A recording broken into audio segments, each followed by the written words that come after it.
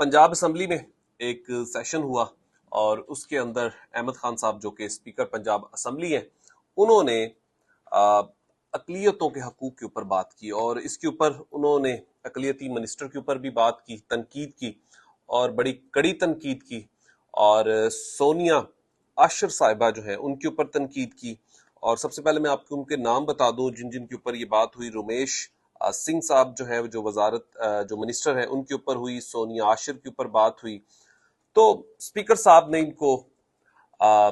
खड़ा किया सामने जब वो बात कर रही थी और कहा कि आप आखिरकार कर क्या रहे हैं, आपके लोगों की हालत कैसी है इस वक्त। आप बिल्डिंग्स बनाने की बात कर रहे हैं, आप मुख्तलिफ बिल्डिंग्स को स्टैंड करने की बात कर रहे हैं, लेकिन आपने अभी तक अपने लोगों के लिए बात की है? इसके ऊपर बड़ा सख्त मौकफ लिया और स्पीकर जो पंजाब असम्बली है अहमद खान साहब ने उनको ठीक ठाक जो है वो तनकीद की और बताया कि ये कारकर्दगी है और आपकी जो कारकर्दगी है वो बिल्कुल सिफर है और इसमें कोई दूसरी राय भी नहीं है। और क्योंकि अगर अकलियती हकूक की बात करूं और ख़ास तौर पर मैं मसीही कौम की बात करूं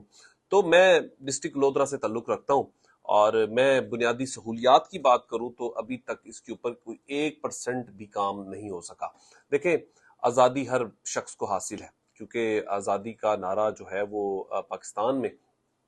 जब पाकिस्तान आज़ाद हुआ तो इसके ऊपर तमाम लोगों ने लगाया और इसके हकूक के ऊपर ख़ासतौर पर सख्त तरीन बात की गई और वो हासिल है। लेकिन कुछ बुनियादी चीज़ें भी होती हैं, उसके अंदर आपका रिहाइश की भी जिम्मेदारी होती है, आपने जहाँ रहना होता है, आपकी लोगों की पढ़ाई या उनकी तालीम की मामलात होते हैं, साफ पानी के मामलात होते हैं और ख़ास तौर पर उनके और भी बहुत से बुनियादी सहूलियात होते हैं जिसके अंदर इंसाफ भी शामिल है।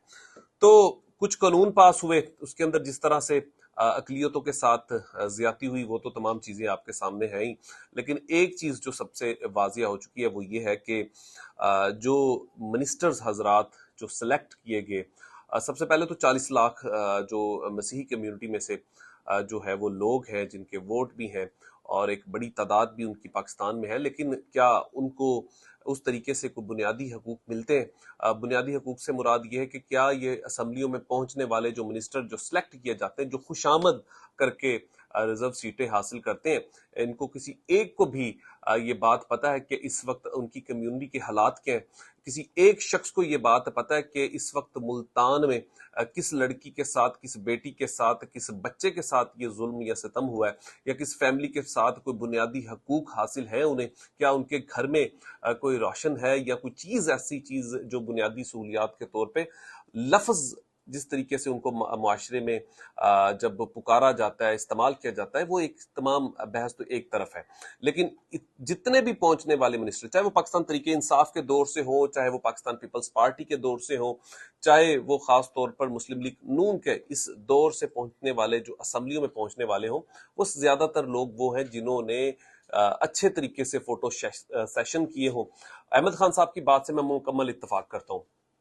कि इनमें से असम्बलियों में पहुंचने वाले लोगों ने अपनी कम्युनिटी के लिए बात नहीं की, बल्कि उन्होंने जब भी बात की है आगे इलेक्शन में अपनी कहते हैं कि जाहो जलाल के साथ जिस तरीके से ये जाते हैं, लोगों के साथ मिलते हैं और उसके बाद इनकी गर्दनों में जिस तरीके से सरिये आ जाते हैं, ये तमाम चीजें भी इसके ऊपर बताना बहुत जरूरी है। और मैं कहता हूँ कि बड़ा अच्छा इनिशिएटिव लिया है पंजाब हुकूमत ने, खासतौर पर अपना स्पीकर पंजाब असम्बली ने।